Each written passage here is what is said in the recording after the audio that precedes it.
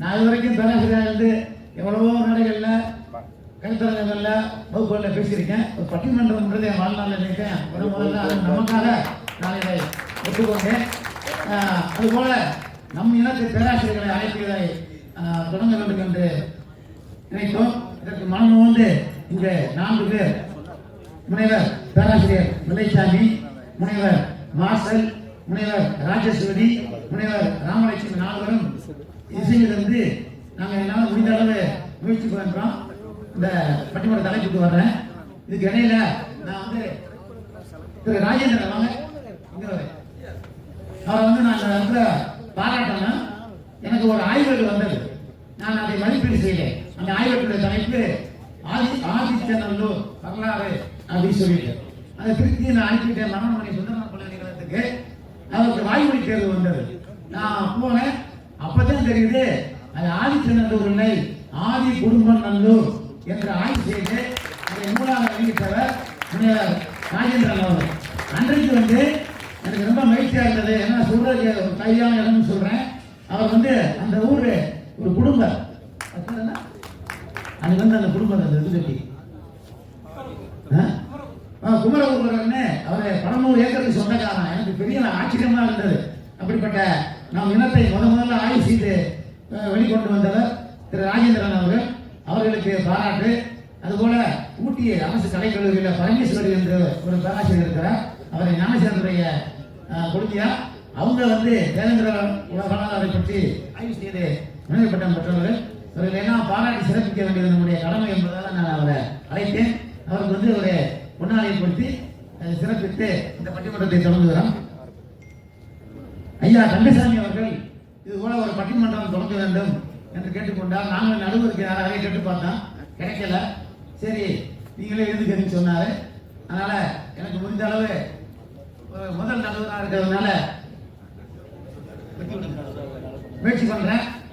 நம்ம பிள்ளைங்க நிறைய இருந்தால் பாராட்டுங்கள், குறை இருந்தால் சுட்டிக்காட்டுங்கள் என்று சொல்லி பட்டிமன்றத்தை தொடங்குறோம். எனக்கு 65 வயது, 1960 பிறந்தேன். ஒரு 25 வயசு வரைக்கும் ஊருக்கு போக என்ன பண்ண வழி விட்டமா வெளியூருக்கு போயிட்டேன். அதுக்கு முன்னாடி வந்து எங்க ஊர்ல ஒரு ஆலமரம் மீனாண்டி கோயில், அதில் வந்து பார்த்தீங்கன்னா வாரத்துக்கு ஒரு 4-5 பஞ்சாயத்து பேச்சு நடக்கும். என்ன ஆச்சரியமா இருக்கு அப்படின்னு சொல்லிட்டு அப்ப வேண்டது உண்டு. பின்னாடி நான் பேராசிரியராகி ஆய்வுக்கு நெறியாளரான பின்னாடி இதை பற்றி ஒரு ஆய்வு செய்யணும் அப்படின்னு சொல்லிட்டு கிராம வழக்கு மன்றம் வில்லேஜ் கோர்ட் அப்படின்னு சொல்லி இங்க வந்திருக்கார் பேராசிரியர் இளம்பவன் அவர்களுக்கு அந்த தலைப்பு கொடுத்தேன். அவர் சிவகங்கை மாவட்டத்தில் எடுத்துக்கிட்டு ஊருக்கெல்லாம் போய் கிராமங்கள்ல என்னென்ன வழக்கு மன்றங்கள் இருக்கு அப்படின்னு சொல்ல தகவலாம் சேகரித்து ஒரு அழகான ஆய்வட்டை சமர்ப்பித்தார். அதனால ஆங்கிலேயர் வருகைக்கு பிறகுதான் நமக்கு காவல்துறை, முறையீடு, நீதிமன்றம், அதற்கடுத்து சாட்சிகள், தீர்ப்பு, அப்புறம் தண்டனை என்று வந்தது. அதற்கு முன்பாக நம்ம ஊர்ல வந்து பாத்தீங்கன்னா எல்லா இனத்துக்களுக்கும் ஒரு முறை இருக்கு, எல்லா ஜாதிகளுக்கும் ஒரு முறை இருக்கு, ஊர்களுக்கு இருக்கு. அதனால நம்ம ஐயா தங்கசாமி அவர்கள் இந்த தலைப்பில் நீங்க ஒரு பட்டிமன்றத்தை கொண்டு வாங்க, கொண்டு வந்து பேசுங்கன்னு சொன்னாங்க. இதற்கு நான் வந்து பேராசிரியர்களை தொடர்பு கொண்டேன். அவங்க நான் அறிமுகப்படுத்துறேன். பாருங்க, மல்லர் வரலாற்று ஆய்வு அறக்கட்டளையுடைய பட்டிமன்றம் தலைப்பு வந்து மல்லர் நாகரிகத்தின் சிறப்பு. எடுத்துக்கலாம். நம்ம மல்லர் நாகரிகத்தின் சிறப்பு இருக்கு 2 காரணம். ஒன்று ஊர் குடும்ப முறையே, இன்னொன்று ஊர் பஞ்சாயத்து முறையே. இதை கொஞ்சம் ஒரு 5 நிமிடம் விளக்கிட்டு நான் வந்து உங்களுக்கு தலைப்புக்குள்ள போறேன். அதுக்கு முன்னாடி பேசுறவங்க அறிமுகப்படுத்துறேன். பேராசிரியர் Vellaisamy, MA MPhil PhD, Tamil இணை பேராசிரியர் பணியாளர். அவர் வந்து ஐயனாராஜ அம்மையம்மாள் கல்லூரியில் பணியாற்றினாரு. சொந்த ஒரு விருதுநகர் மாவட்டம் துருக்கப்பட்டி. ஒரு ஏற்கனவே பட்டிமன்ற பேச்சாளர், நல்லா ஆன்மீக சொற்பொழி நடத்துவார், நல்லா நாட்டுப்புற பாடல் பாடுவார். நேரம் வந்தால் பாட சொல்றேன். இவருடைய முனையப்பட்ட ஆய்வாளர் நம்ம இனத்தை பற்றி ஆய்வாளர் தான். இவர் விருதுநகர் மாவட்ட மல்லர் வழக்காளர்கள் என்று ஆய்வு செய்கிறார். இவருக்கு கீழே நிறைய பேர் முனைவர் பட்டம் பெற்றிருக்காங்க, அதை சொல்லிக்கிட்டே போகலாம். அப்படிப்பட்டவர் வந்து இந்த குடும்ப முறையே என்பதற்காக இங்கே பேச வந்திருக்கிறார். அடுத்து திரு மார்சல் அவர்கள், அவர் வந்து அழகப்பா பல்கலைக்கழகத்தில் மேற்பட்டம் பெற்றவர். அவர் எம்ஏ தமிழ், எம்ஏ அரசியல், எம்ஏ மொழியியல், பிஎட், எம்பில் நிறைய படிச்சிருக்காரு சின்ன வயசுல. அவருக்கு நானே நெறியாளராக இருந்தேன். இப்போ வந்து ஒரு சிறப்பு பயிற்றுனர் என்று ஒரு ஒருங்கிணைந்த பள்ளியில வட்டார கலை மையத்தில் திருப்பத்தூர்ல வேலை பார்த்தாரு. அவருடைய சொந்த ஊர் வந்து ராமநாதபுரம் மாவட்டம் ராமசுமந்தம் ஆதரவு. இப்ப அரியக்குடியில் இருக்காரு காரைக்குடியில. இவர் வந்து ஒரு இளம் தொழிலதிபர் கூட சொல்லலாம். நிறைய ஆவின் பாலத்துல எல்லாம் நல்ல ஏஜென்ட் எடுத்து நடத்திட்டு இருக்காரு. அவருடைய ஊரு உங்களப்பண்ணை பக்கத்துல. அதுக்கடுத்து இவங்க அப்பா மகாலிங்கம் தமிழரசி. இவருடைய துணைவியாரும் வந்து பேராசிரியர் தான். அவங்க பேரே எனக்கு வித்தியாசமா இருந்தது. பேரே கபோலியா, எம்ஏ பிஹெச்டி. அவங்களும் வந்து இப்ப ஒரு அரசு வங்கியில வேலை பார்க்குறாங்க. அவங்களுக்கு 2 பிள்ளைங்க. அவரை அறிமுகப்படுத்தல குருவீச்சு வருகிறேன்.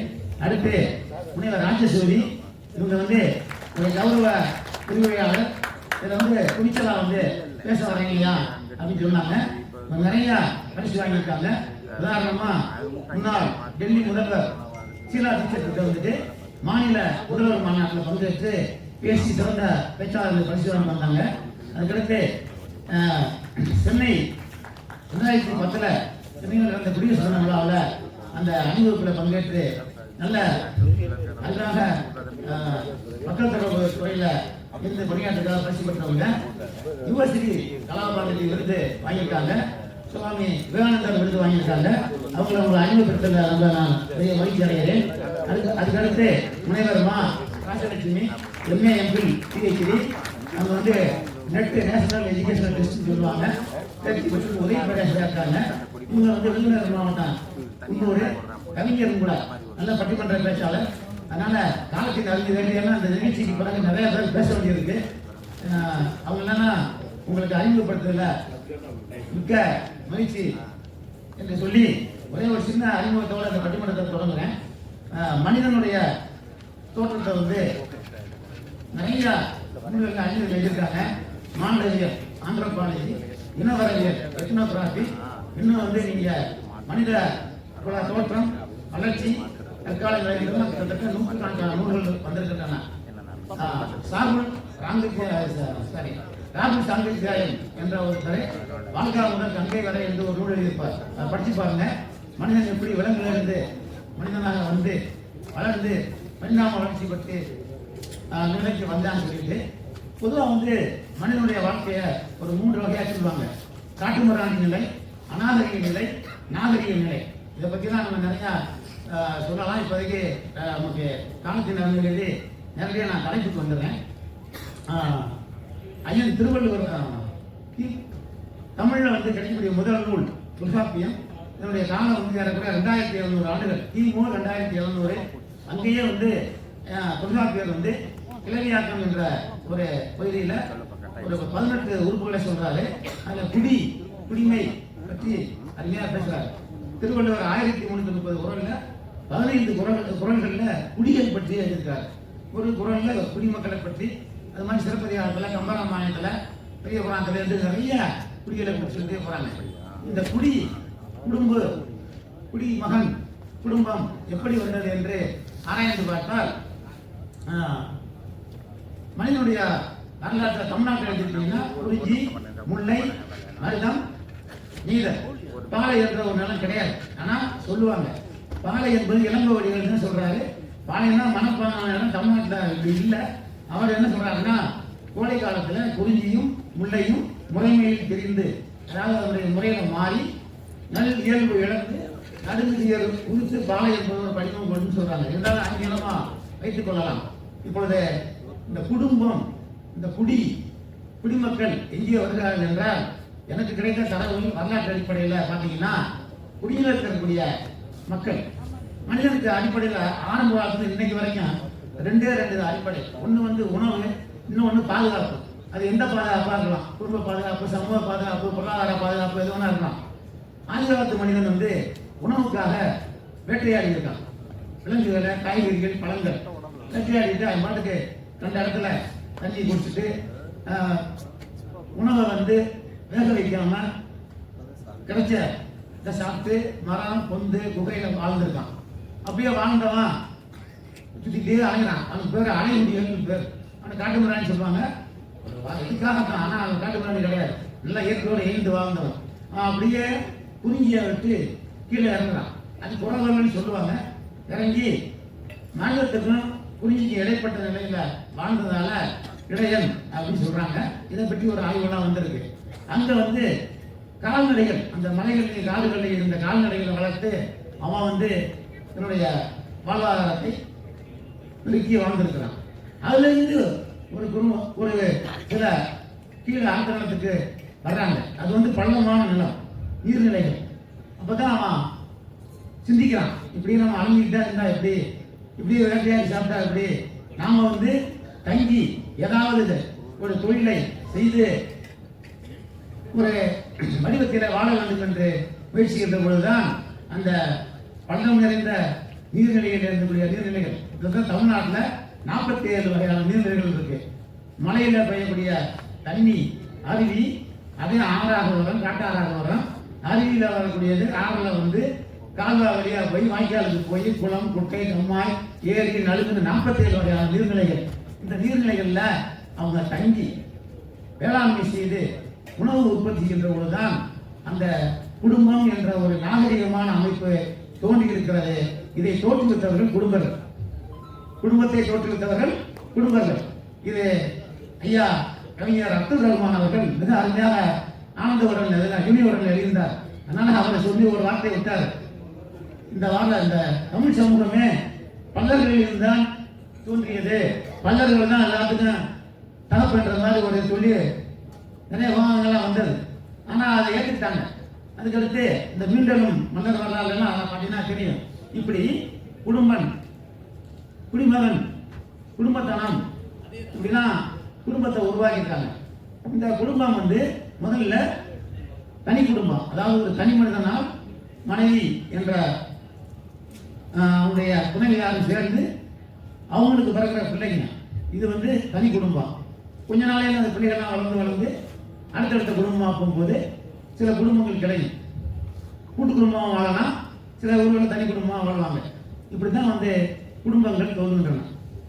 தோன்றி பெருகி பல்வேறு குடும்பங்களாக வருகின்ற பொழுது அடுத்து இந்த குடும்பத்துக்கு வந்துட்டு நம்ம ஊரில் வந்து நிறையா சொல்லிகிட்டே இருப்பாங்க. கூடி வாழ்ந்தால் கோடி நன்மை, கூடி வாழ்ந்தால் நல்ல மகிழ்ச்சியாக வாழலாம் அப்படின்னு நிறையா இருக்கு. இப்படியே இருக்கு. அந்த ஊருக்கு வந்து பலர் வந்து குடியேறாங்க. இப்போ எங்கள் ஊரில் அப்படிதான் அது ஆய்வு செய்கின்ற பொழுது முதல்ல ஒரே ஒரு குடும்பமே இருந்திருக்கு. அவங்களுக்கு 5 பிள்ளைங்க, 5 குடும்பமாக இருக்கு. அதுக்கு அடுத்து பார்த்தீங்கன்னா பக்கத்தில் இருந்த அதை இனத்தவர்கள் ஜாதி கலவரத்தால் பாதிக்கப்பட்டு இந்த ஊரில் வந்து குடியேறிட்டாங்க. அதுக்கடுத்து ஒரு குரூப் வருது, அதுக்கடுத்து ஒரு குரூப் வருது. இப்போ குடும்பங்களாக இருந்தது ஊராகிறது. ஊருன்னா அதில் பல்வேறு பிரிவு இருக்கும். எங்கள் ஊரில் கரைகள்னு சொல்லுவாங்க, 4 கரை.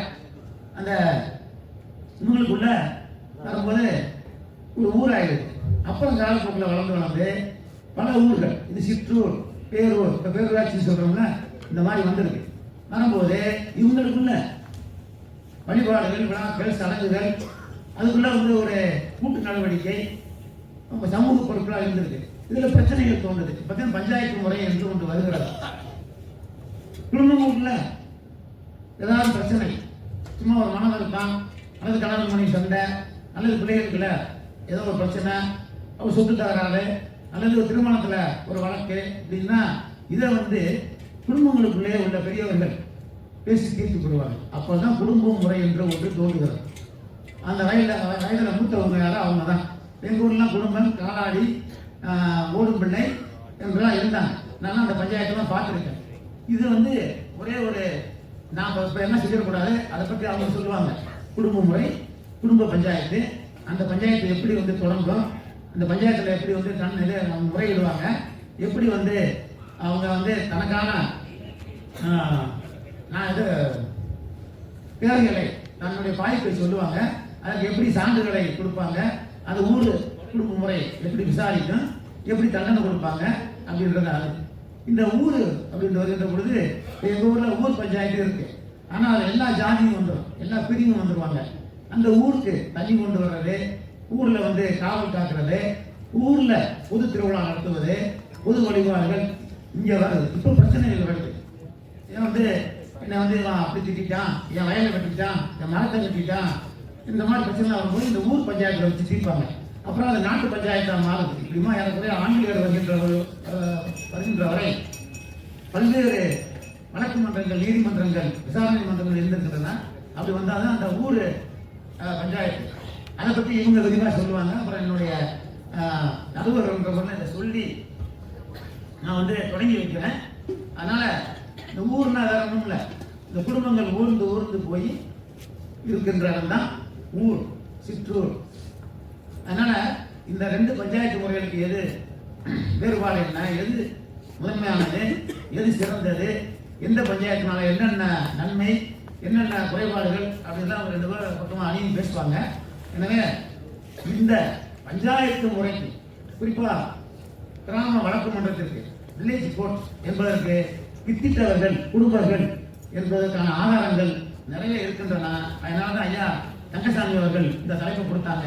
அவங்களுக்கு நன்றி தெரிவித்து இப்பொழுது பேராசிரியர் வெள்ளைச்சாமி அவர்கள் மலர் நாகரிகத்தின் சிறப்பிற்கு மிகுந்த காரணம் ஊர் குடும்ப முறையை என்று தன்னுடைய கருத்துக்களை முன்வைப்பார். அவரை வாழ்த்தி உங்கள் ஆசீர்வாதத்தோடு வழங்குமாறு கேட்டுக்கொள்கிறேன். அண்ணவன் முருகனடி அவன் மலர் முகம் கண்ட திருநாள் காண மனமே உருகுதடி, என் மனமே உருகுதடி.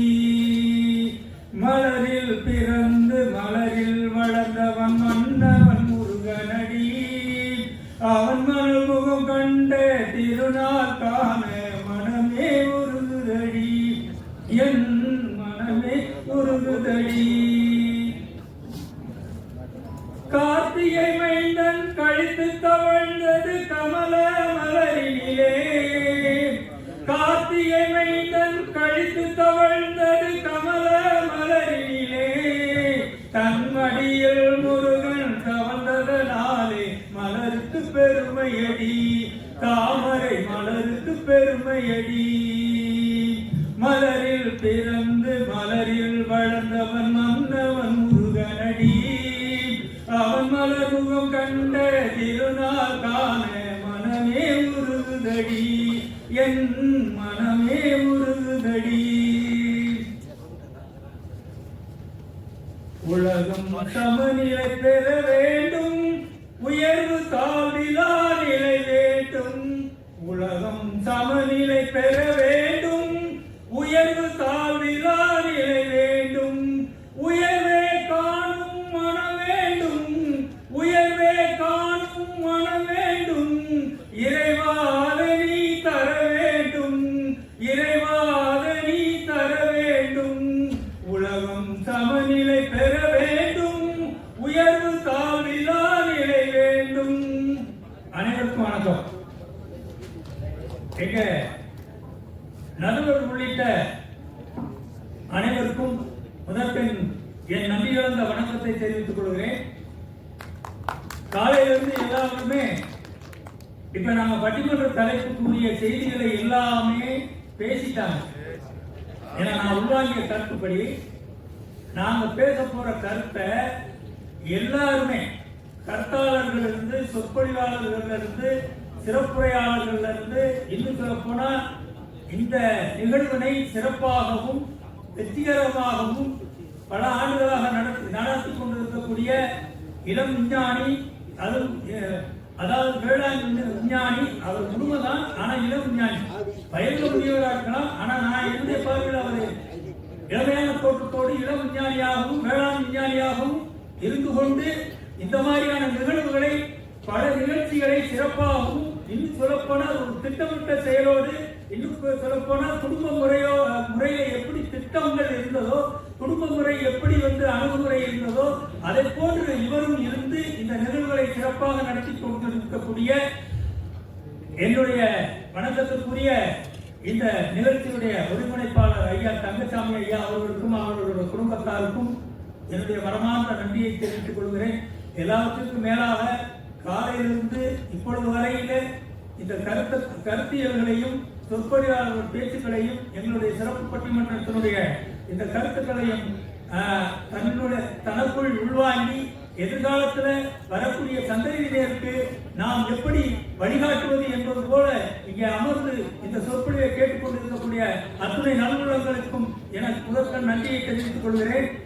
இப்ப ஐயா எல்லாத்தையுமே சொல்லிட்டார். குடும்பம்னா என்ன, இந்த ஊர் குடும்ப முறைனா என்ன, அதே மாதிரி பாத்தீங்கன்னு சொன்னா ஊர் பஞ்சாயத்து முறைனா என்ன, அது மாதிரி ஊர் பஞ்சாயத்து முறையினுடைய அமைப்பு என்ன அப்படின்றத ஐயா சொல்லிட்டார். ஆனா காலையிலிருந்து முழுக்க முழுக்க தலைப்பு எல்லாமே ஊர் குடும்ப முறையை பற்றி தான் எல்லா சொற்பொழிவாளர்களும் எல்லா சிறப்புரையாளரும் பேசி முடிச்சிட்டாங்க. இப்ப பட்டிமன்றம்ன்றது எப்படி கொண்டு போறது அப்படின்னு நான் பார்த்த அளவுல பட்டிமன்றமா கொண்டு போகணும்னா, ஏன்னா பட்டிமன்றத்துக்குன்னு ஒரு பேச்சு இருக்கு, பட்டிமன்றத்துக்குன்னு ஒரு முறை இருக்கு, பட்டிமன்றத்துக்குன்னு ஒரு அந்த கருத்தரங்கு பேச்சு மாதிரியோ அல்லது கருத்தரங்களுடைய கருத்தாக்கத்தை மாதிரியோ பேச முடியாது.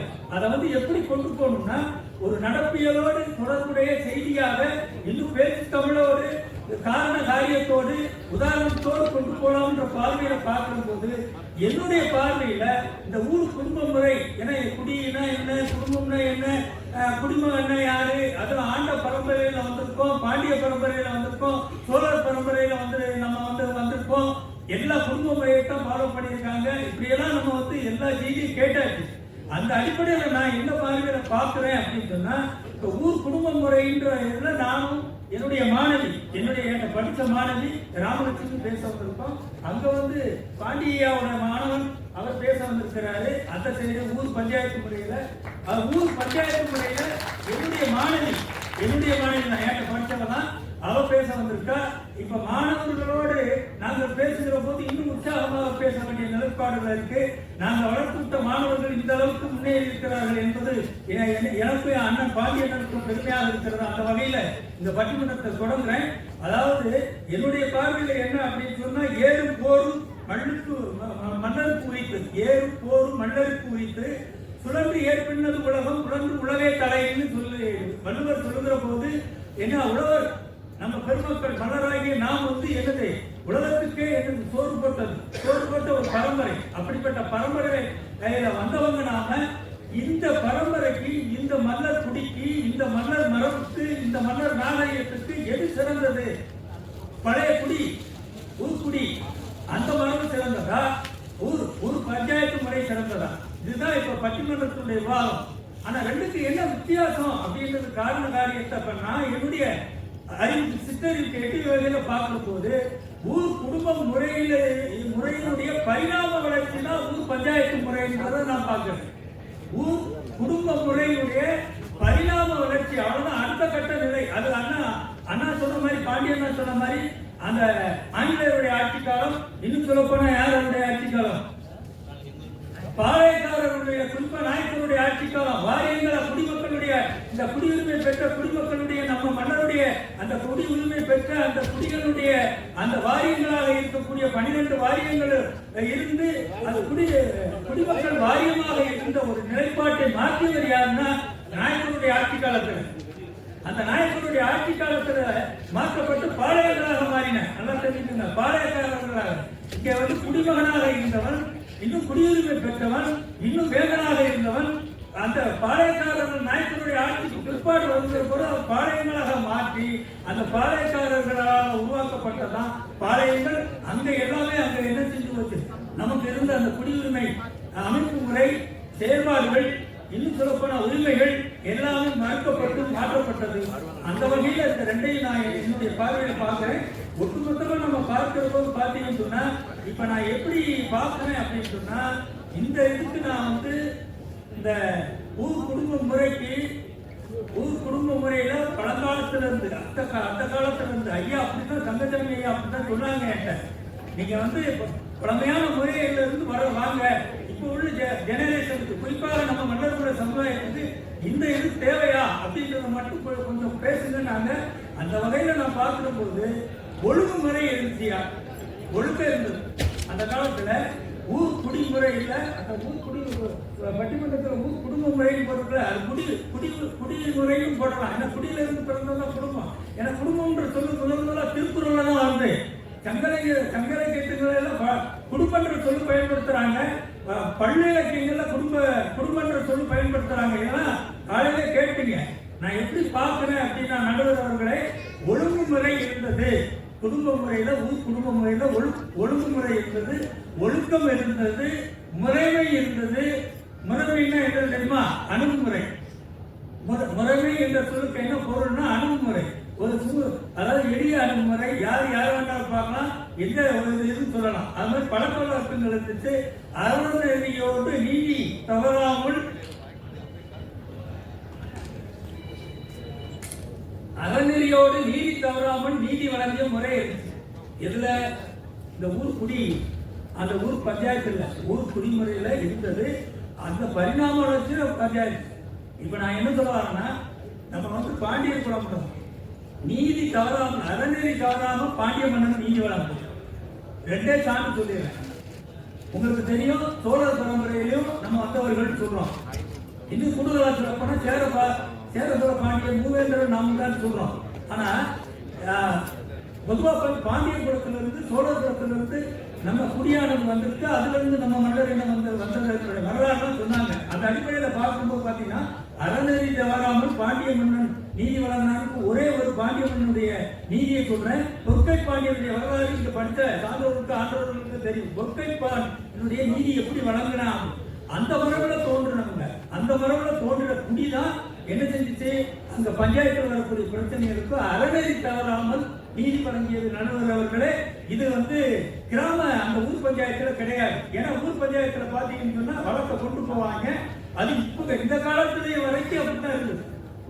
வழக்க கொண்டு போகும்போது இன்னும் குறிப்பா சொல்லப்போனா இந்த ஊர் குடிமுறையில அந்த முறை எப்படி இருந்துச்சுன்னா, இப்ப ஐயா சொன்னார்ல, நடுவர் ஐயா சொல்ற போது, அண்ணன் சொல்ற போது என்ன செஞ்சார், ஆளுநருக்கு கீழே எல்லா மக்களுக்கு தலைவன் இருப்பான், குடிமகன் இருப்பான். அவன் தான் ஊர் தலைவன். ஊர் தலைவன் சொல்றத கேட்கணும். எல்லா ஊர் மக்கள் எல்லாருமே கேட்கணும்.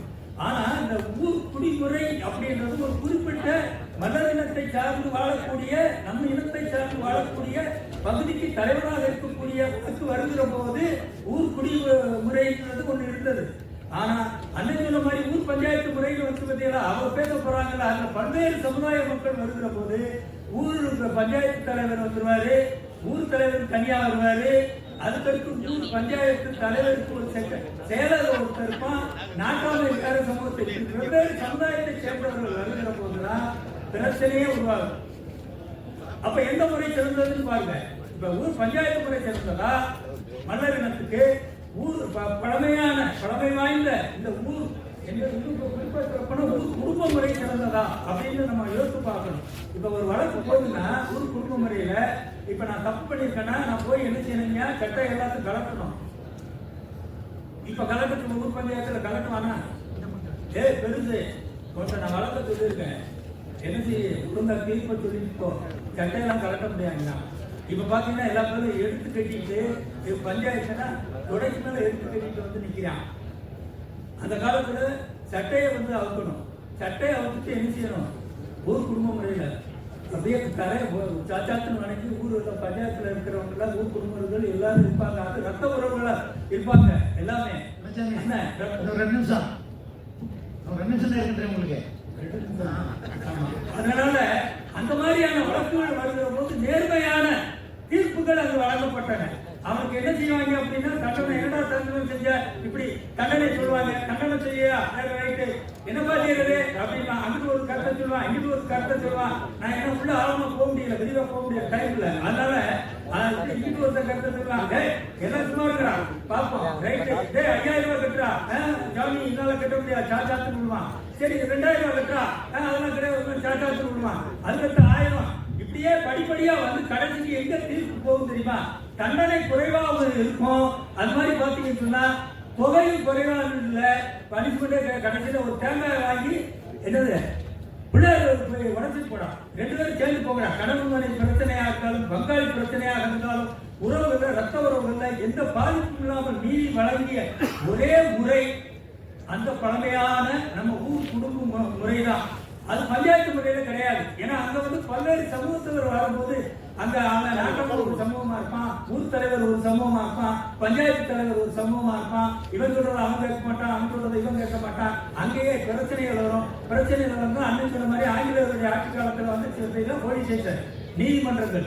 ஒரு நீதிமன்றத்தில் ஒருத்தன் குற்றவாளினா, இன்னொரு நீதிமன்றத்தில் நிரபராதினா, இது என்னது இது?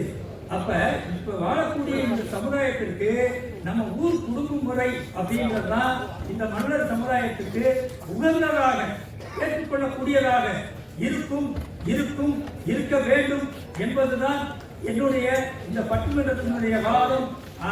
நேரம் கருதி அண்ணன் சொல்றதுனால இது எடுத்துக்காட்டுகள் நிறைய சொல்லலாம். ஏன்னா காலையில இருந்து எல்லாரும் சொல்லி முடிச்சாச்சு. இப்ப பேசுறதுக்கு எனக்கு நேரம் இல்லை. அதனால என்னுடைய வாதப்படி அந்த காலத்துல கிராம சபையை மதித்தார்கள். வழங்கிய தீர்ப்பும் மதிக்கப்பட்டன.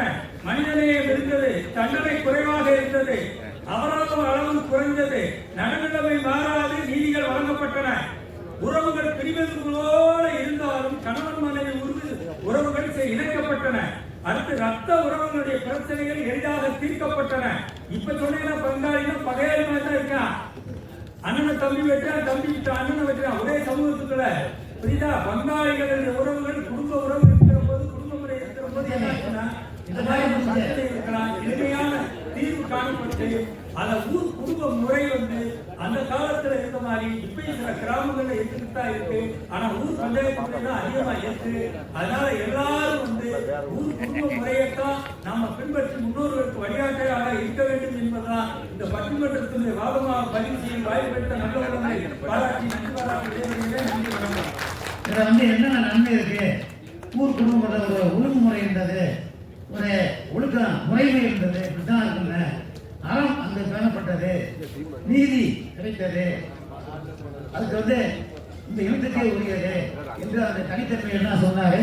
அதுக்கு பாண்டிய மன்னனுடைய தீர்ப்பெல்லாம் எடுத்துக்காட்டா சொல்லி இங்க ஊர் குடும்ப முறையில பலர் இருப்பதால் பிரச்சனைகள் இருக்கு. ஆனா குடும்ப முறையில அப்படி இல்லை அப்படின்னு தன்னுடைய கருத்துக்கள் ஆணித்தரமாக இருந்தால் அவருக்கு பாராட்டுகள். இன்னும் இல்லை, ஊர் பஞ்சாயத்து முறை சிறந்தது என்று தன்னுடைய வார்த்தை வைக்க வைக்கிறார் முனைவர் மாஸ்டர் அவர்கள். அவர்களை தன்னுடைய கருத்துக்களை வைக்குமாறு அழைக்கின்றேன்.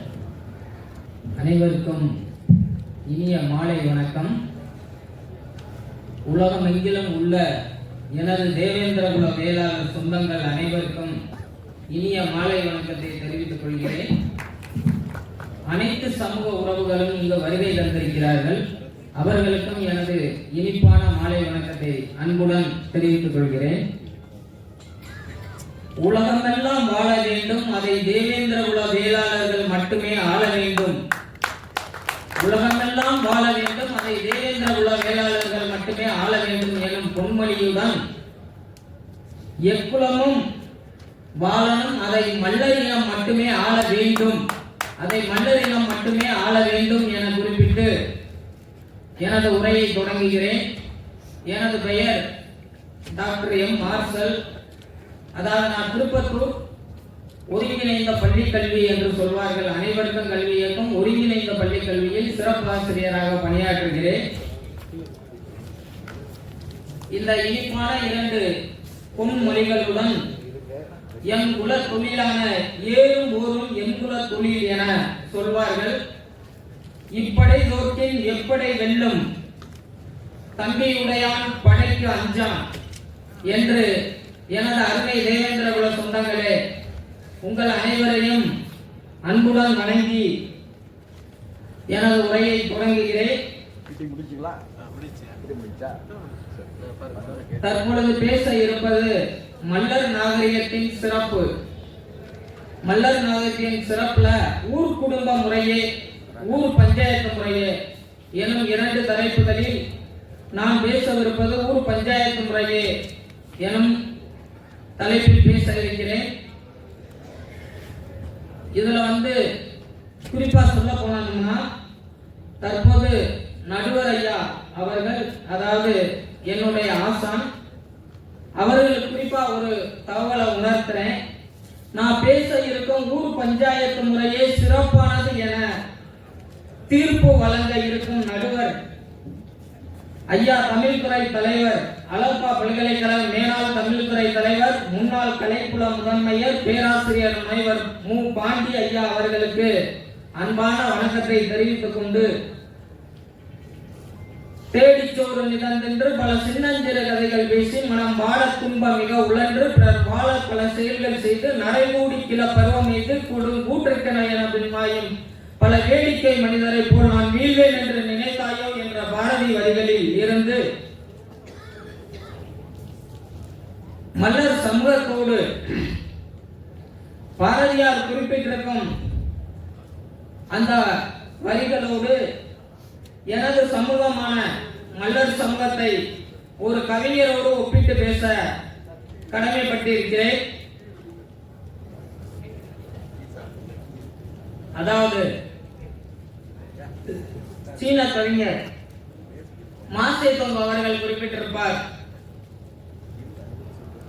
தனக்காக பிறந்து தனக்காக வாழ்பவனின் வாழ்வு பறவையின் இறகை விட லேசானது, தனக்காக பிறந்து பிறருக்காக வாழ்பவனின் வாழ்வு மலையின் அளவை விட உயர்ந்தது என சொல்லியிருப்பார் சீனா கவிஞர் மாசே தொங் அவர்கள். இதை என் இன மக்களோடு ஒப்பிட்டு பார்க்கிறேன். தனக்காக பிறந்து பிறருக்காக வாழ்வனின் வாழ்வு. ஆம், எம் மக்கள் தனக்கு பிறந்து பிறருக்கு உணவளிக்கக்கூடிய வேளாண்மை தொழிலை செய்து கொண்டிருக்கிறார்கள்.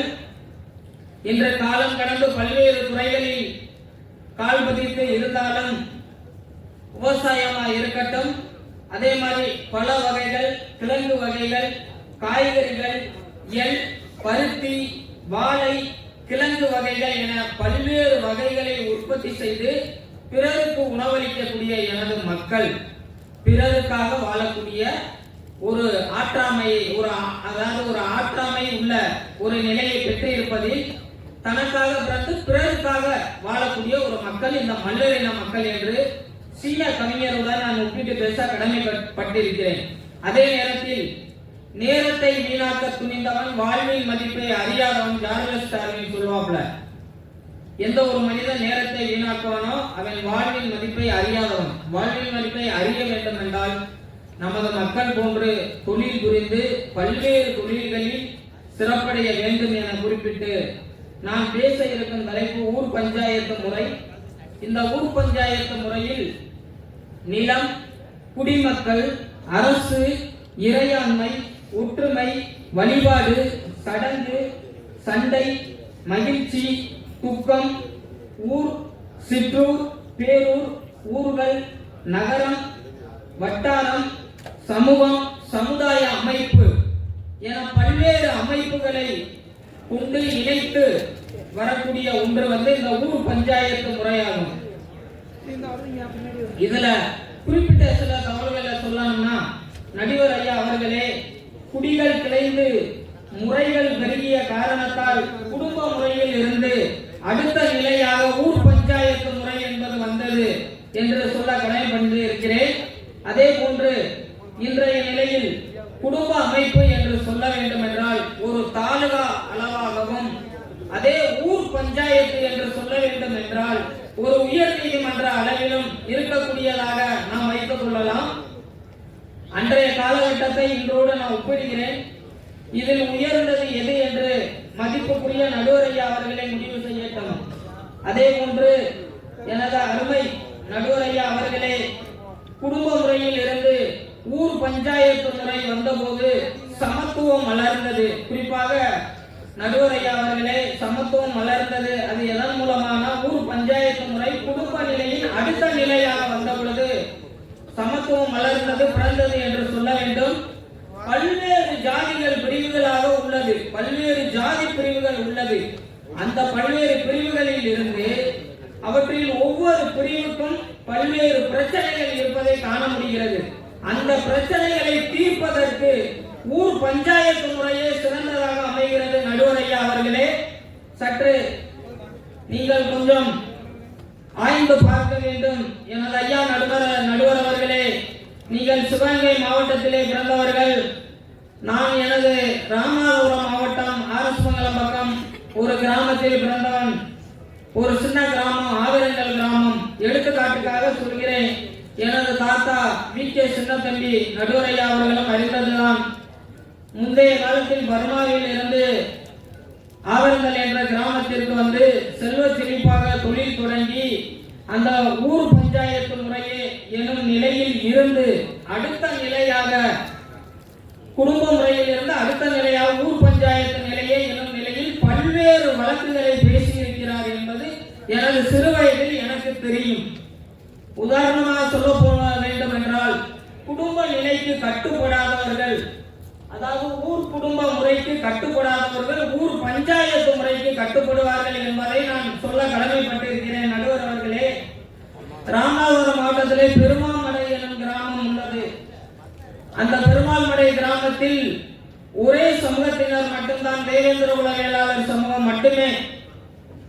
அந்த கிராமத்தில் நான் தெரிந்தவரை, எனது சிறு வயதில் இருந்து நான் பார்த்தது வரை, கிராமத்துக்கு கட்டுப்படாத நிகழ்வுகளை, குடும்பத்திற்குள் கட்டுப்படாத நிகழ்வுகளை பல்வேறு ஜாதியினர், பொது பிரிவினர் அனைவரும் அடங்கிய ஊர் பஞ்சாயத்து முறையிலே பேசப்பட்டு முடிவு எடுப்பார்கள் என சொல்ல கடமைப்பட்டிருக்கிறேன். அதேபோல் தேவகோட்டை நடுவரையா அவர்களே, உங்களுக்கு தெரியும், நீங்கள் அலகா பல்கலைக்கழகத்திலே பணியாற்றி இருக்கின்ற பொழுது அருகாமையில் உள்ள தேவகோட்டை நாடு என்பார்கள், உஞ்சனை நாடு என்றுதான் குறிப்பிடுவார்கள். இன்றும் சருகணி காளையார்கோவில் பக்கத்தில் உள்ள சருகணிக்கு அருகாமையில் உள்ள உருவாட்டி கிராமங்களை உஞ்சனை நாடு என்று சொல்லி அந்த பகுதியில் உள்ள அனைத்து பஞ்சாயத்து முறைகளும் இந்த இடங்களில் கூடி பல்வேறு பிரச்சனைகளுக்கு, அதாவது ஒரு சுப்ரீம் கோர்ட்டில் நடக்கக்கூடிய முடிவுகளுக்குடைய இந்த நாடு என்ற பேசி முடித்து விடுவார்கள். ஐயா, இன்னும் நிறைய தகவல்கள் இருக்கு ஐயா, கண்டிப்பாக ஐயா என பேசி முடித்து விடுவார்கள். அவ்வாறு சூழ்நிலையில் இந்த உருவாட்டி கிராமம் பல்வேறு முடிவுகளை எடுப்பதற்கு ஊர் பஞ்சாயத்து முறையில் சிறந்ததாக அமைந்துள்ளது. அதே போன்று இந்த கிராமங்களில் நடப்பதை ஒரு சிலவற்றை உங்களுக்கு சுட்டிக்காட்ட கடமைப்பட்டுள்ளேன். எனது அருமை உறவுகளே, வீடுகளில் நான் சொல்வதை கூன்று சற்று உன்னிப்பாக கவனிக்க வேண்டும். வீடுகளில் திருட்டு, வீடுகளில் தீ வைத்தல், இரு பிரிவினரிடையே ஜாதி சண்டை, குடும்ப பிரச்சனைகள், சமூக பிரச்சனைகள், வாய்க்கால் வறட்பு போன்ற நிலத்தகராறுகள், அடிக்கடி கொள்ளை, கற்பழிப்பு. அதற்கு அடுத்த நிலையில் பாசிட்டிவான விஷயங்கள் சொல்ல வேண்டும் என்றால், ஊர் திருவிழாக்கள், ஊர் திருவிழா மூலம் நடத்தப்படும் விளையாட்டு போட்டிகள், சமயம் சார்ந்த விழாக்கள், எருது, ஜல்லிக்கட்டு விழா, இறை வழிபாடு, பொது துக்கம், மக்கள் நிகழ்ச்சி, ஊர் மக்கள் கூடி தேர் இழுத்தல், இவை மட்டுமல்லாமல் இந்த பிரச்சனைகள் மூலம் நடுவர்களே உன்னிப்பாக கவனிக்க வேண்டும். இந்த நல்ல விஷயங்களாக இருக்கட்டும் அல்லது தவறான விஷயங்கள் மூலமாக ஊர் பஞ்சாயத்து நடத்தப்பட்டு அதன் மூலம் கிடைக்கப்படும் வருமானத்தை பொது தளத்திற்கு, பொது செலவுக்கு, பொது மக்களுக்கும் அந்த பணத்தை பயன்படுத்துவார்கள் என்பதையும் இந்த இடத்திலே பதிவு செய்ய கடமைப்பட்டிருக்கின்றேன் நடுவர் அவர்களே. அதே மாதிரி விவசாயத்தில் பாட்டு நிகழ்ச்சி நடக்கும். மல்லர் உறவுகள்ல விவசாய தொழில் நடக்கையில் பாட்டு நிகழ்ச்சி என்பது ஒன்று நடக்கும். பிற சமூகத்தினர் எல்லாருமே மல்லர் சமூகத்தினருக்கு கொடுக்கும் முக்கியத்துவம் எதுல கிடைக்கும்னா, அந்த விவசாய தொழில மூலமா நம்ம சமுதாயத்துக்கு முக்கியத்துவம் கிடைக்கும். அதே மாதிரி பயிர் எடுத்தல், நாட்டு நடுதல், மழை இறத்தல் போன்ற பல்வேறு நிகழ்வுகள், இந்திரன் வழிபாடு போன்ற நிகழ்வுகளில் அனைத்து சமூகத்தினரும் மல்லர் சமூகத்தை சார்ந்து அவர்களுடைய வழிபாட்டு முறையும் சரி, அவர்களுடைய விவசாய தொழில்களுக்கு முக்கியத்துவம் கொடுப்பதை அறிய முடிகிறது. இது போன்ற பல்வேறு நிகழ்வுகளை, குற்றங்களாக இருக்கட்டும், நல் விஷயங்களாக இருக்கட்டும், இவை அனைத்தையும் விசாரித்து கூறும் ஊர் பெரியவர்கள் உண்ட ஒரு குழுவே ஊர் பஞ்சாயத்து நம்ம குறிப்பிடுறோம். இந்த பஞ்சாயத்து கூடி வழக்குகளுக்கு தீர்ப்பு வழங்கும் முறை தமிழ்நாட்டில் காலங்காலமாக நடைபெற்று வருவதை பார்க்க முடியும். அதே மாதிரி நன்றாக ராஜ துரோக வழக்குகள் சொல்லுவாங்க. அது போன்ற வழக்குகளுக்கு ஊர் பஞ்சாயத்து எந்த நிலையிலே கூடுவது இல்லை. ஒரு சிறிய ஒரு 5 விஷயங்கள் நடுவரையா, பஞ்சாயத்து முறைகளுடைய ஒரு சிறப்பு அம்சம் 5 வரியில சொல்லுகிறேன். நிர்வாகம், நீதி, அதே மாதிரி தலைமை, தேர்தல் அமைப்பு, தேர்தல் முறை, குடவோலை முறை, அது மாதிரி பஞ்சாயத்து அமைப்புகளுடைய பரிணாம வளர்ச்சி, பாரம்பரிய முறை, 77வது சட்ட திருத்தம் 1994, அதிகார பரவலாக்கம். கண்டிப்பா இது போன்ற அனைத்து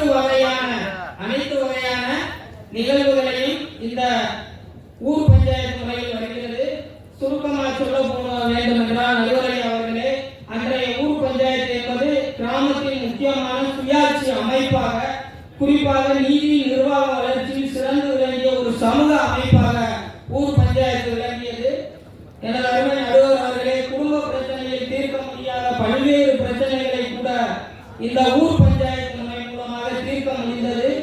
ஊருக்கு ஊர் பல இடங்களில் பிரச்சனைகள் இருந்தது. இருப்பினும் இன்றைய காலகட்டத்தில் ஊர் பஞ்சாயத்து முறையே சிறந்தது. எனது அருமை நடுவர் அவர்களே, ஒவ்வொரு சமூக அமைப்பும் பல்வேறு கண்டிப்பா ஒவ்வொரு சமூக அமைப்பும் பல்வேறு தகவல்களை உள்ளடக்கியுள்ளது. ஊர் பஞ்சாயத்து முறையில் உடனுக்குடன் தீர்ப்பு வழங்கப்பட்டது. குடும்ப அமைப்பில் பல குடும்ப உறவுகள் வந்தாலும் இந்த ஊர் குடும்ப இதிலிருந்து ஊர் பஞ்சாயத்து முறையில் தீர்ப்பு வழங்கப்பட்டது. மகிழ்ச்சி தந்தது, ஊக்கம் தந்தது, வளர்ச்சி தந்தது என எனது உரையை முடிக்கிறேன். நன்றி, வணக்கம்.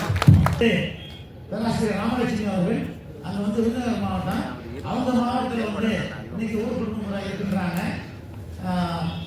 அதுக்கடுத்து ஊர் குடும்ப முறை சிறந்தது அப்படின்னு தன்னுடைய கருத்தை சொல்ல வந்திருக்காங்க. சொல்லுங்கம்மா. தித்திக்கும் தேன்தமிழ் திக்கட்டும் பரவட்டும் முத்தமிழ் தாய்க்கு என் முதற்கண் வணக்கங்கள். சமன் செய்து சீர்தூக்கும் போல் போல் நின்று நல்லதொரு தீர்ப்பை வழங்க வந்திருக்கும் நடுவர் ஐயா அவர்களே, இங்கு கூடி வந்துள்ள ஆன்றோர்களே, சான்றோர்களே, என்னை போன்றோர்களே, உங்கள் அனைவருக்கும் என் முத்தான வணக்கம் கலந்த நன்றியை தெரிவித்துக் கொண்டு என் உரையை துவங்குகிறேன். வேளாண்குடி மக்களின் வாழ்வியலை பற்றி நன்கு அறிய வேண்டுமானால் நாம் ஊர் குடும்ப முறையை பற்றி நன்கு அறிந்திருக்க வேண்டும். இந்த வேளாண்குடி மக்களே மன்னர் என அழைக்கப்படுகிறார்கள். இந்த மன்னர் நாகரிகத்தில் 4 திகழ்வது எது என்று பார்த்தீங்கன்னா அது ஊர் குடும்ப முறையே ஆகும். ஐயா அவர்கள் இன்று இந்த பட்டிமன்றத்தில் எனக்கு அளிக்கப்பட்டுள்ள தலைப்பு என்னன்னு பார்த்தீங்கன்னா மன்னர் நாகரிகத்தின் சிறப்பு ஊர் குடும்ப முறையே என்பதாகும். மன்னர் அதாவது மன்னர் என்பது வலிமை என்ற பொருளில் கையாளப்படுகிறது.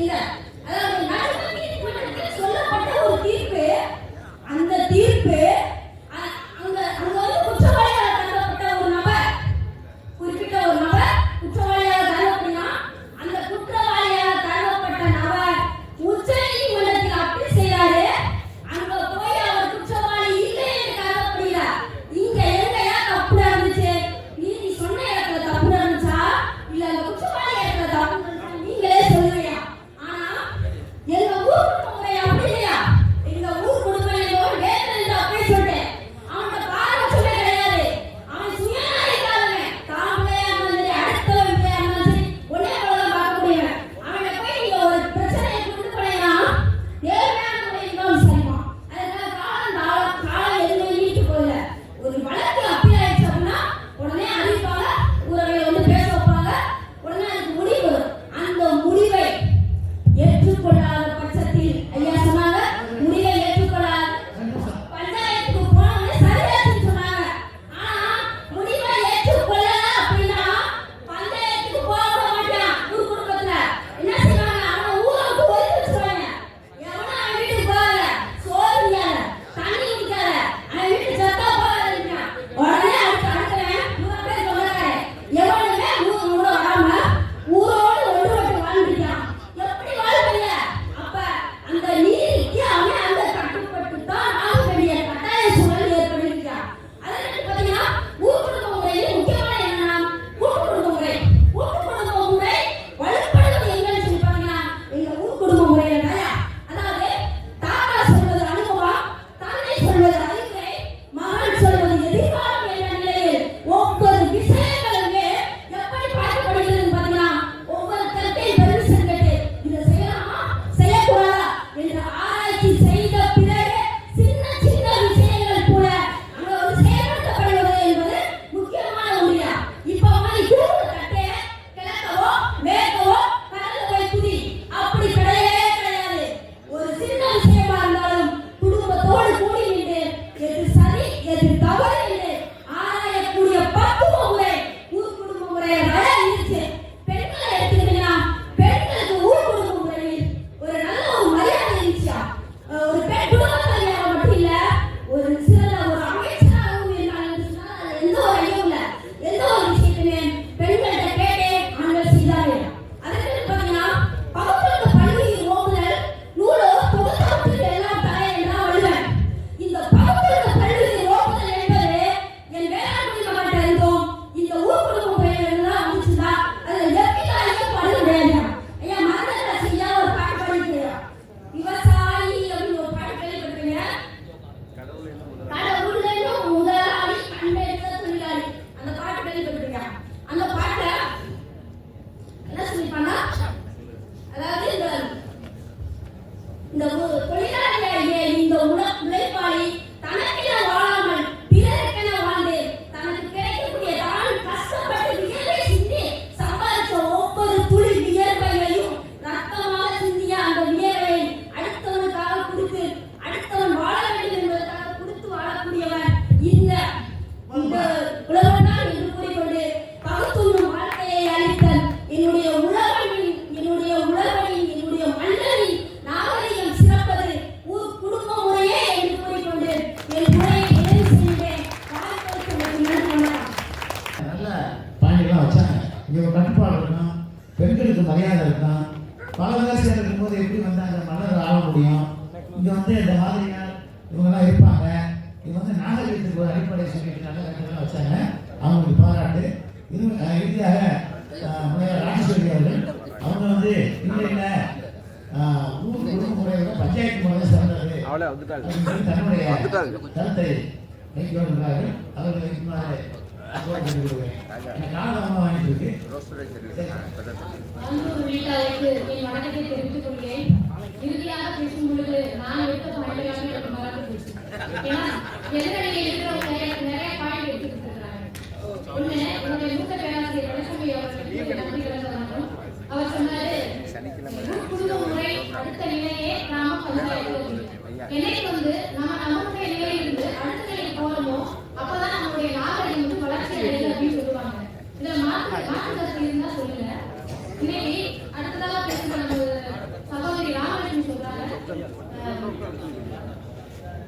நம்மளுடைய இனத்துக்குள்ளே நம்ம போரிட்டு வெற்றி பெறதுதான் நமக்கு சிறப்பு.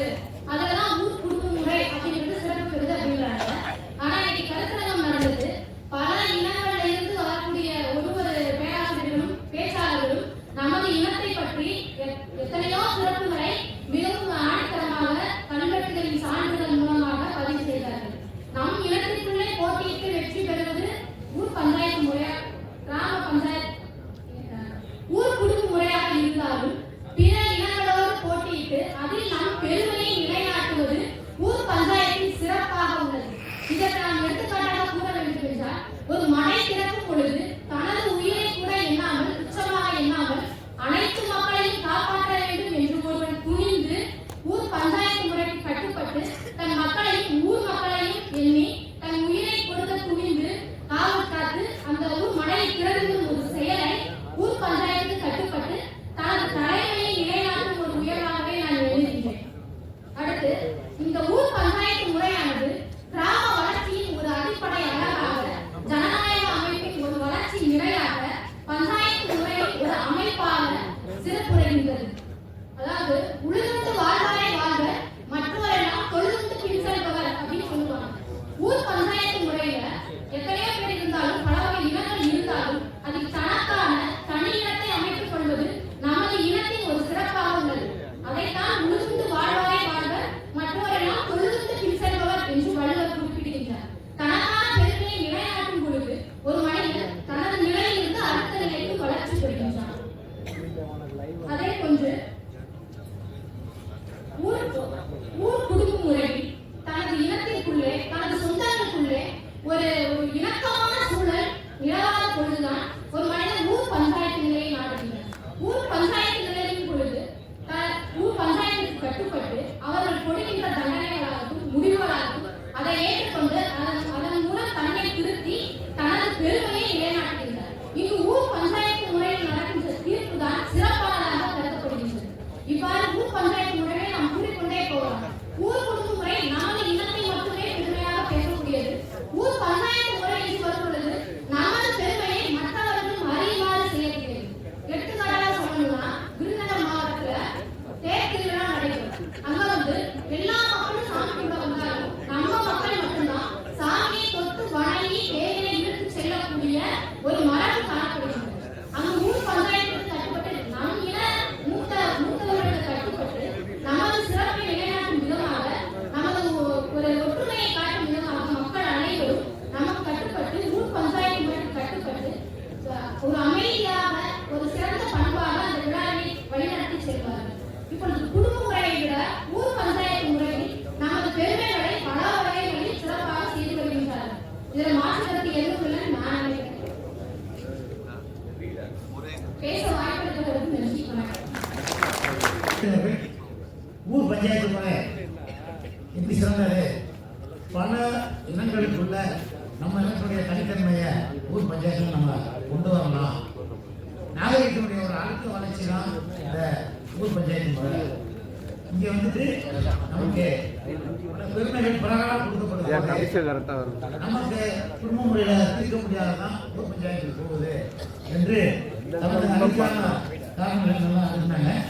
அதனால அவங்களுக்கு ஊர் பஞ்சாயத்து எப்படி சிறந்தது என்றதுக்கான கருத்துக்கெல்லாம் சொன்னாங்க. அவங்களுக்கு பாராட்டு நான் பத்திரிக்கை வரேன். அடுத்தடுத்த நிகழ்ச்சி இருக்கு, கொஞ்சம் பேசணும்.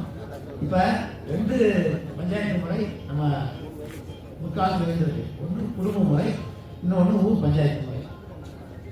குடும்பங்கள்ல தீர்க்க முடியாத பொழுது குடும்பங்கள் பெருகி ஊர் கிளை விட்டு பல்வேறு பிரிவுகளாக இந்த ஊர் பஞ்சாயத்து முறை வருது. அது அடுத்தடுத்த நாட்டு பஞ்சாயத்து வளர்ந்து இப்போ சிவகங்கை மாவட்டத்தில் தேவட்ட பக்கம்லாம் போனீங்கன்னா குடும்ப பஞ்சாயத்து, ஊர் பஞ்சாயத்து, நாட்டு பஞ்சாயத்துன்னு இருக்கும். ஒரு வட்டத்துக்குள்ள இருந்து அப்புறம் ஒரு வட்டாரத்துக்கு போய் அப்புறம் மாவட்ட அளவில் போய் பெரிய அளவில் போய் இப்படி வளர்ந்திருந்தாலும் கூட அடித்தளமிட்டது இந்த குடும்ப அமைப்பு முறை தான். இதில் தான் வந்து ஒரு கட்டுக்குள்ள கொண்டு வர முடியும். மனத்தில் நினைஞ்சாலும் இனத்தில் சேர்ந்து சொல்லுவாங்க. அதனால எழுத்து பெரியவர்கள் சொல்லுவதை இந்த குடும்ப முறையில் கேட்க முடியும், கேட்டுக்குவாங்க. ஆனால் ஊர் முறையில் வந்து அதை வந்து 5 ஆண்டு சொல்லுவாங்க. சொல்லுவாங்க இந்த பக்கம் 5 ஜாதி இருக்கான். இவன் சொல்ல அவன் கேட்க மாட்டேன், அவன் சொல்ல இவன் கேட்க மாட்டேன். கணவரை வந்து எத்தனை பஞ்சாயத்து கலைச்சி விட்டு போயிருக்காங்க. ஆனால் ஊர் குடும்பம் அப்படி இல்லை. ஏன்னா முடிஞ்சா அந்த நல்லது கெட்டதுக்கு கல்யாணம் மற்ற சடங்கு முறைகளுக்கெல்லாம் இந்த குடும்பத்தில் பங்காளிகள் வந்து மாமன் வச்சுருந்தாங்க அப்படின்றதுக்காக இந்த ஊர் குடும்ப கட்டுப்பாட்டுக்கு வருவாங்க. இதில் வந்து தீர்ப்பு சீக்கிரமாக கிடைச்சிடும். ஒரு நீதிமன்றத்தில் கவாலி வந்து மாயாண்டி மூணு கூப்பிட்டாங்க. கூப்பிட்டு நீதிபதிக்கு முன்னாடி மாயாண்டி வயசு என்னப்பா 57 27 போட்டுருக்கு, அது கேஸ் நடக்கும் போது இந்த வயசுங்க அப்படின்னு சொல்லி அந்த மாயாண்டி சொன்னாங்க. அப்போ 30 வருஷமா அந்த கேஸ் நடக்குது வந்துட்டே இருக்கு. ஆனால் ஊர் குடும்பம் இல்லை அப்படி இல்லை. வெட்டு 1 துண்டு 2 சொல்லிடுவாங்க. அந்த மாதிரி இங்கே இழுக்க மாட்டாங்க, சீக்கிரமாக தீர்வு கிடைக்கும். ஒரு குடும்பத்துக்கு மரியாதை கொடுங்க அப்படின்னு சொல்லிட்டு அந்த குடும்ப தலைவர் வந்து சொந்த மண்டலம்லாம் பார்க்காம ஒரு நடுமுறையோட தீர்ப்பு சொல்றது இங்கே ஊர் குடும்பம் இருக்கு. ஆனால் பஞ்சாயத்து முறையில் என்னதான் இருந்தாலும் பல ஜாதிங்கிறதுனால அந்த ஒரு எதிர்பார்ப்பு தனக்கு நான் ஜாதி அப்படின்ற மாதிரிலாம் சில பேர் நடந்திருக்காங்க. அதுக்கு அப்புறம் வந்து இன்னொரு நீதிபதி கேட்டாங்க, ஒரு தூக்கு தண்டனை கைதிக்கிட்ட உன்னுடைய கடைசி ஆசை என்னப்பா அப்படின்னு சொல்லிட்டு, நான் தூக்கு தண்டனை இருக்கீங்க, ஆனால் எனக்கு முன்னாடி எனக்கு கேஸ் பார்த்து வக்கீல் தொங்கணும், அது என்னுடைய கடைசி ஆசை அப்படின்னு சொல்லி அந்த தண்டனை கைதி சொன்னாங்க. ஏன்னா சில நேரங்களில் அந்த கிராம வழக்கம் வந்து ஊர் பஞ்சாயத்தில் இந்த நீதிமன்றங்களில் வந்து தவறான அல்லது தன்னுடைய வாதங்களை எடுத்து வைக்காம அந்த மாதிரி போயிடலாம் இருக்கு. ஆனால் இங்கே அப்படி இல்லை. அதுக்கடுத்து இங்கே ஒன்று பழனியாண்டி குடும்பம் ஒரு ஐயா இருந்தாங்க. அவர் நிறைய தீர்ப்பு சொல்லுவார். எனக்கு ஆச்சரியமா இருக்கும். நீங்கள் நம்பலாம், பிற ஜாதிக்காரங்களே இவங்களுக்கு தீர்ப்புக்கு வருவாங்க. எனக்கு அது உண்மையாக நடந்தது. அவங்க ஜாதியில் தீர்க்க முடியாத கூட இங்கே கொண்டு வந்தாங்க. ஆனால் நடந்தது. அப்போ ஏன் இங்கே வந்தாங்க அப்படின்னா, அந்த பழனியாண்டி குடும்பம் ஐயா வந்து ஒரு கொள்கை வச்சுருந்தாங்க. இந்த கணவன் மனைவி பிரச்சனை வந்தால் எந்த காலத்தை கொண்டு அவங்களை பிரிச்சு விட மாட்டாங்க, எப்படியாச்சும் வாழ வைக்க தான் பார்ப்பாங்க. ஆனால் ஊர் பஞ்சாயத்தில் அப்படி இல்லை, விட்டு விட்டு போயிடுவாங்க. யாரும் நம்ம கூட்டு வேண்டாம், அடுத்து வேண்டாம், குழம்பு கிடண்டா அப்படின்னு சொல்லிட்டு போயிடுவாங்க. ஆனால் இங்கே வந்து சேர்த்து வச்சுருவாங்க. இல்லைன்னா அவங்க வந்துட்டு பிரித்து வைக்க பார்ப்பாங்க. ஆனால் ஊர் பஞ்சாயத்தில் அப்படி இல்லை. ரெண்டாவது நிறையா ஊர் காசு திட்டமிட்டாங்க. எங்கள் தம்பி ஐநாறு இருக்கார், அதெல்லாம் தெரியும். ஆனால் குடும்பத்தில் அப்படி இருக்க முடியாது. அதுக்கடுத்து இந்த ஊர்லாம் பார்த்தீங்கன்னா அதாவது ஒரு 4 கரைன்னு சொல்லுவாங்க, 4 ஜாதிக்கு. அதுக்கு முன்னாடி ஒரே கரையாக இருந்தது. அப்போலாம் ஒழுங்காக இருந்துச்சு ஊர். இப்போ 4 கரையை 4 பக்கம் பிடிச்சிக்கிட்டு அம்மா கரையை போட்டாங்க. அம்மாக்கு தண்ணி வர மாட்டேங்குது. ஆனால் ஒரே குடும்பமாக இருந்தால் ஒரே ஜாதியாக இருந்தால் அதை வந்து கொண்டு வந்துடுறாங்க. இப்படி 2 பஞ்சாயத்து இருக்கு. இந்த 2 பஞ்சாயத்தும் ஆங்கிலேயர் வருவதற்கு முன்பு வரை இருந்தவை. என்னதான் இருந்தாலும் நம்ம மரபு, நம்ம மல்லர் மரபு, நம்முடைய குடும்ப மரபு சிறந்தது. ஒரு காலத்தில் அதுதான் அந்த குடும்ப பிரச்சனைகளை, குடும்பத்தினுடைய உறவுகளை நல்ல இணக்கமா ஒரு உறவு செல்வியை பாதுகாக்கிறதுக்கு குடும்ப முறை இருந்தது. அது நம்ம இனத்தினால சொல்லலாம். அதில் பல நன்மைகள் இருக்கு. குடும்பங்களுக்கு பாதுகாப்பாக இருந்தது, உறவுகளுக்கு பாதுகாப்பாக இருந்தது. மூத்தவங்களுக்கு மரியாதை கொடுத்தாங்க. இங்கே வந்து நம்ம புள்ளி அகற்றி அல்லது ஒரு கட்டுக்குள்ள கொண்டு வந்துடலாம், இங்கே முடியாது. இப்படிதான் வந்து ஊர் பஞ்சாயத்துலேயும் சில நன்மைகள் இருந்தாலும் கூட இங்கு அங்கே நமக்கு ஒரு மரியாதை கிடைக்குது. எங்கள் ஊர்லாம் சில நேரங்களில் 4 ஜாதி இருந்தால் நம்ம ஜாதிக்கு மரியாதை கொடுத்துருவாங்க. ஆனால் தேவட்ட பக்கம்லாம் பார்த்தீங்கன்னா நல்லா ஒன்றா இருப்பாங்க. தேர் வரும்போது நம்மளை வழங்கிருப்பாங்க. அது வந்து நிறையா சொல்லலாம். அதுக்கடுத்து மற்ற நாளெல்லாம் பேசுவாங்க. திருவிழா வரும்போது சாமிகிட்ட வராத உள்ள நுழையா இருந்துக்கலாம், நம்மகிட்ட வாங்கி தின்பாங்க, குடிப்பாங்க, எல்லாம் பண்ணுவான். ஆனால் இங்கே வரும்போது வந்துடுவான். இப்படி அந்த பிரச்சனை நம்ம கூட இல்லை. அதனால எனக்கு அடுத்த வகையில் நான் நமக்காக சொல்லலை, முன்பு இருந்த அந்த வழக்கு மன்றம், கிராம நீதிமன்றங்களில் ஊர் குடும்ப முறை தான் எனக்கு சிறந்ததாக படுது. அது நமக்கானது. சீக்கிரமாக தீர்வு கிடைக்கும், சொன்னால் கட்டுப்படுவாங்க. அந்த பெண்களுக்கும் மரியாதை இருந்தது. ஊர் பஞ்சாயத்தில் பார்த்தீங்கன்னா பெண்கள் போய் கலந்துக்க முடியாது, ஆண்கள் மட்டும்தான். ஆனால் குடும்ப பஞ்சாயத்தில் பெண்கள் இருப்பாங்க, பெரியவங்க இருப்பாங்க, நான் பார்த்துருக்கேன். அப்போ சொல்லுவாங்க, இளம் வயது பெண்கள் ஆண்களும் வந்து கட்டுப்படாதுன்னா அந்த வயதான பெண்கள் சொல்லுவாங்க, அந்த பாரு ஊரை பழிச்சுக்கிறார், ஊருடன் பணிக்கும் வேறுகளும், அதனால ஊர் குடும்பத்துக்கு நீ ஒத்துப்போம் அப்படின்னு சொல்லி நம்மளை வந்து பக்குவப்படுத்துவாங்க. எனவே இது உறவுகளுக்குள்ளான ஒரு அமைப்பு முறை. இது உறவுகளை கட்டுப்படுத்துவதற்கு சிறந்தது. அது ஊருக்கான அமைப்பு முறை. ஊர் கட்டுப்படுமா என்னன்னு பார்த்தோம்னா கொஞ்சம் சிரமமான. எனவே ஒரு நல்ல தலைப்பு. இந்த இளைஞர்களை எங்களை எல்லாம் ஒரு பட்டிமன்றத்துக்கு ஆயுதப்படுத்துவதற்காக அமைந்தது.